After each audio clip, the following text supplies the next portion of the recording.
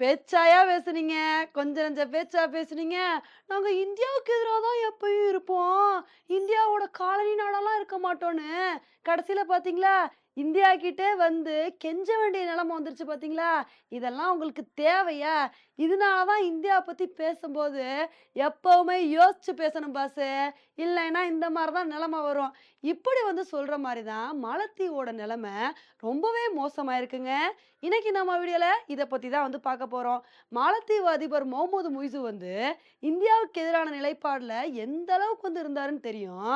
ஆனா அப்பேற்பட்ட மனுஷனே இப்ப இறங்கி வந்து இந்தியா தாங்க எங்களுக்கு முக்கியம். எப்படியாவது உதவி பண்ணுங்க அப்படின்னு கெஞ்சாத குறையா பேச ஆரம்பிச்சுட்டாங்கங்க. இப்ப மாலத்தீவு அதிபர் முகமது முய்ஸு வந்து கூடிய சீக்கிரத்துல இந்தியாவுக்கு வந்து பயணம் வரப்போறாரு. இந்த ஒரு செய்தி தான் உலக அரசியல்லே முக்கியமான செய்தியா வந்து பார்க்கப்படுதுங்க. ஏன்னா இதுக்கு முன்னாடி வரைக்கும் மாலத்தீவு வந்து இந்தியாவுக்கு எதிரான நிலைப்பாடுல தான் இருந்தாங்க. இந்தியானாலே எங்களுக்கு ஆகாதுன்னு அந்த அளவுக்கு இந்தியா மேல வெறுப்புணர்வ வந்து கக்கிட்டு இருந்தாங்க. ஆனா இப்படி இருக்கும்போது இந்தியாவோட உதவி இப்ப தேவைப்படுறனால முகமது முய்ஸுவ பொறுத்தவரைக்கும் கொஞ்சம் கொஞ்சமா இறங்கி வர வந்து ஆரம்பிச்சுட்டாருங்க. இந்த ஒரு விஷயத்த சொன்ன உடனே ஒரு சில பேர் வந்து கேட்கலாம், "ஏப்பா எல்லா நாட்டு தலைவர்களும் ஒரு நாட்டுக்கு பயணம் போறாங்க அப்புட்ன்னா, அதுக்கு ஏதாவது ஒரு காரணம் வந்து இருக்கும். அது எப்படி மாலத்தீவு உதவி கேட்க தான் வராங்க அப்படின்னு வந்து நீங்க சொல்லலாம் அப்படின்னு தானே வந்து கேட்குறீங்க. ஏன்னா மாலத்தீவோட நிலைமை அவ்வளோ மோசமா வந்திருக்குங்க. ஏன்னா மாலத்தீவ பொறுத்தவரைக்கும், இப்போ வந்து அவங்க கிட்ட ஃபாரின் எக்ஸ்சேஞ்ச் ரிசர்வ்ஸ் அப்படின்றது ரொம்ப கம்மியா வந்திருக்கு. நம்மளோட அண்டை நாடான இலங்கைக்கு என்ன மாரி ஒரு சிச்சுவேஷன் வந்து இருந்துச்சோ, அதே ஒரு நிலைமை தான் இப்போ வந்து மாலத்தீவுக்கு வந்து இருக்கு. ஸோ இந்த மாரி மாலத்தீவோட நிலைமை ரொம்ப மோசமா இருக்கிறனால தான், நம்ம மாலத்தீவுக்கு குடுத்த கடன கூட, இப்ப நீங்க குடுக்கணும்னு அவசியம் இல்ல. கொஞ்ச நாள் கழிச்சு திரும்ப குடுங்க. நாங்க வந்து உங்களுக்கு நெறைய சலுகைகள் வந்து குடுக்குறோன்னு, நம்ம வந்து மாலத்தீவுக்கு எக்கச்சக்கமான சலுகைகள வந்து குடுக்க ஆரம்பிச்சுட்டோம். இதனால தான் இப்ப திடுதிப்புன்னு மாலத்தீவு வந்து அவங்களோட டோன அப்படியே மாத்த ஆரம்பிச்சுட்டாங்க. இவ்ளோ நாள் இந்தியாவுக்கு எதிரா பேசிட்டு இருந்த முகமது முய்ஸு வந்து, இப்ப எங்களுக்கு இந்தியா தான்ப்பா முக்கியம். இந்தியா எங்களுக்கு பண்ண உதவிக்கு நாங்க என்ன நன்றி கடன் பண்ண போறோமே தெரியல. அந்த அளவுக்கு இந்தியா உதவி பண்ணியிருக்காங்கன்னு, அப்படியே டோன மாத்த ஆரம்பிச்சுட்டாங்க. இப்ப இந்தியாவுக்கு முகமது முய்ஸு வராரு அப்புட்ன்னா, இதுக்கு காரணமும் அதுதான். அதான் மாலத்தீவுக்கு இந்தியா இன்னும் எக்கச்சக்கமான உதவிகள வந்து பண்ணணும். இந்தியா தான் எங்கள காப்பாத்தணும். ஏதோ தெரியாத்தனமா அவங்கள பத்தி பேசிப்புட்டோம் அப்படின்னு, இந்த மாரி மன்னிப்பு கேட்கிற விதமா தான் மாலத்தீவோட அதிபர் முகமது முய்ஸு வந்து நம்ம இந்தியாவுக்கு பயணம் வந்து வராருங்க. இப்ப இந்த மாரி அவர் இந்தியாவுக்கு பயணம் வராருன்னு சொன்னவுனே, உடனே இன்னொரு ஒரு முக்கியமான சம்பவம் வந்து மாலத்தீவுல வந்து நடந்திருக்குங்க.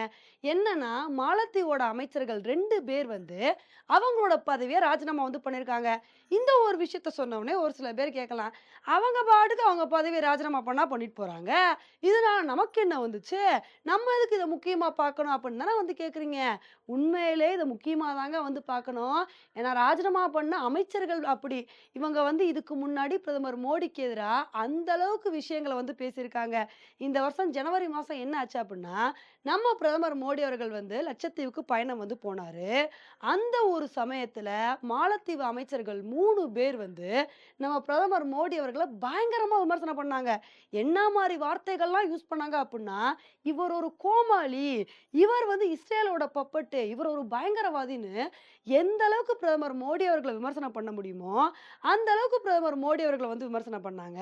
இந்த ஒரு விஷயத்த பொறுத்து பொறுத்து பார்த்த இந்தியா வந்து, அதுக்கப்புறம் மாலத்தீவுக்கு எதிரா வந்து பொங்க ஆரம்பிச்சுட்டாங்கங்க.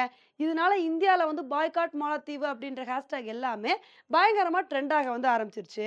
இத வந்து பார்த்தோனே மாலத்தீவு அரசாங்கம் வந்து பயந்து போயி, அந்த அமைச்சர்கள வந்து சஸ்பெண்ட் பண்ணிட்டாங்க. ஆனா இப்ப என்ன ஆயிருக்கு அப்டின்னா, இப்ப நம்ம பிரதமர் மோடி அவர்களுக்கு எதிரா அமைச்சர்கள் பேசியிருக்காங்க பார்த்தீங்களா? இவங்கலாம் வாண்டடா வந்து தன்னோட பதவிய வந்து ராஜினாமா பண்ணிட்டாங்கங்க. இதுக்கான காரணம் வந்து என்ன சொல்லியிருக்காங்க அப்டின்னா, இதுக்கான காரணம்லாம் வெளிய சொல்ல முடியாதுங்க. இது ஒரு சில பெர்சனல் ரீசன்ஸு. பெர்சனல் ரீசன்ஸ்னால தான் நாங்க எங்களோட பதவிய ராஜினாமா பண்ணியிருக்கோன்னு, இந்த மாரி நைஸா வந்து பேசியிருக்காங்க. அது என்ன மாரி பெர்சனல் ரீசன்ஸ் சொல்லி எங்களுக்கு வந்து தெரியாதா? ஏன்னா நீங்க வந்து ராஜினாமா பண்ணல அப்டின்னா, கண்டிப்பா இந்தியா வந்து மாலத்தீவுக்கு உதவாது. இந்த ஒரு விஷயத்த நல்லா புரிஞ்சுகிட்ட மாலத்தீவு அரசு வந்து, உங்கள ஃபோர்ஸ் பண்ணி ராஜினாமா பண்ண வச்சிருக்காங்க. இதுதான் வந்து உண்ம. நல்லா கேம் விளையாடுறீங்க அப்படின்னு சொல்ற மாரி தான், இப்ப மாலத்தீவோட நிலைமை வந்து இருக்குங்க. ஏன்னா, இப்ப மாலத்தீவுக்கு வேற வழியே இல்ல. இந்தியாவோட உதவி வந்து கேட்டு தான் ஆகணும். மாலத்தீவு கொஞ்சம் கொஞ்சமா இந்தியாவுக்கு எதிரா செயல்பட்டோனே, நம்ம மாலத்தீவுக்கு குடுக்குற சலுகைகள அப்படியே கம்மி பண்ண வந்து ஆரம்பிச்சுட்டோங்க. நம்மளோட அண்டை நாடுகளுக்கெல்லாம் வந்து நம்ம நிதி வந்து ஒதுக்குவோம். இது வந்து ஸ்ரீலங்கா இது போன்ற நாடுகளுக்கெல்லாம் இந்த வருஷம் அதிகமா வந்து ஒதுக்கியிருந்தோம். ஆனா மாலத்தீவ பொறுத்தவரைக்கும், "இந்தியாவுக்கு எதிராவா பேசுற நீயு? உன்னை எங்க அடிக்கணுமோ அங்க அடிக்கிறேன் பாருன்னு" அவங்களுக்கு குடுக்க வேண்டிய நிதி எல்லாத்தையுமே கம்மி பண்ண ஆரம்பிச்சுட்டோம். இதெல்லாம் பார்த்த மாலத்தீவு, "இப்படியே இந்தியாவுக்கு எதிரா பேசினா வேலைக்கு ஆகாதுப்பா. நம்ம ஏதாவது பண்ணணும். இந்தியாவோட நெஞ்ச நக்கணும்னு" இது மாரி இப்ப திடீர்னு இந்தியா கூட க்ளோஸா போக ஆரம்பிச்சுட்டாங்கங்க. இப்ப உண்மையிலே மாலத்தீவோட நிலைமைய பார்க்கும்போது, ரொம்பவே பாவமா வந்திருக்குங்க. ஏன்னா, அந்த அளவுக்கு மாலத்தீவோட ஃபினான்சியல் பொசிஷன் அப்படின்றது ரொம்ப மோசமா வந்து போயிருக்கு. இதுக்கான காரணம் என்ன அப்டின்னா, இவங்க வந்து இந்தியாவ எதிர்த்தது தான். இத வந்து சொன்னோனே, "என்னப்பா இந்தியாவ எதிர்த்தா அவங்களோட பொருளாதாரம் வந்து மோசமா போயிருமா? இதுக்கும் இந்தியாவுக்கும் என்ன சம்மந்தம்?" அப்படின்னு தானே வந்து கேட்குறீங்க. இதுக்கும் இந்தியாவுக்கும் நெறைய சம்மந்தம் வந்து இருக்குங்க. எப்ப வந்து மாலத்தீவு இந்தியாவ எதிர்க்க வந்து ஆரம்பிச்சாங்களோ, அப்ப இருந்தே நம்ம இந்தியால இருந்து மாலத்தீவுக்கு போற டூரிஸ்ட் வந்து ரொம்பவே கம்மியாக வந்து ஆரம்பிச்சுட்டாங்க. "நீ ஏன் என் நாட்டுக்கு எதிரா வந்து பேசுற? அப்புறம் எதுக்கு நான் உங்க நாட்டுக்கு வந்து வரணும்? இனிமேல் உங்க நாட்டுக்கு வரவே மாட்டோம். உங்க நாட கொஞ்சம் கொஞ்சமா புறக்கணிக்க செய்வோன்னு" நெறைய செலிபிரிட்டீஸ்ல இருந்து இந்திய மக்கள் வரைக்கும் மாலத்தீவ புறக்கணிக்க வந்து ஆரம்பிச்சுட்டாங்க. இந்த மாரி மாலத்தீவ புறக்கணிச்சது மட்டும் இல்லாம, மாலத்தீவுக்கு ரீப்ளேஸ்மென்ட்டா நம்ம இந்தியால இருக்கிற லட்சத்தீவ வந்து பார்க்க ஆரம்பிச்சுட்டாங்கங்க. இங்க உள்ளவங்க எல்லாருமே லட்சத்தீவுக்கு படையெடுக்க வந்து ஆரம்பிச்சுட்டாங்க. இதனால தான் மாலத்தீவோட டூரிசம் அப்படின்றது ரொம்ப மோசமா வந்து அடி வாங்கிருச்சு. மாலத்தீவ பொறுத்தவரைக்கும் இந்தியாவுக்கு ரீப்ளேஸ்மென்ட்டா டூரிசத்துல சீனாவ கொண்டு வரணும்னு எவ்வளவோ முயற்சி பண்ணாங்க. மொஹமூத் முய்ஸு அவர்கள் வந்து சீனாவுக்கு போய் கூட அங்க உள்ள மக்கள வந்து கூப்பிட்டாரு. "தயவு செஞ்சு எங்க நாட்டுக்கு வாங்க. எங்க நாட்டுக்கு நீங்க வந்தீங்க அப்புட்ன்னா நெறைய வளங்கள் வந்து இருக்கு.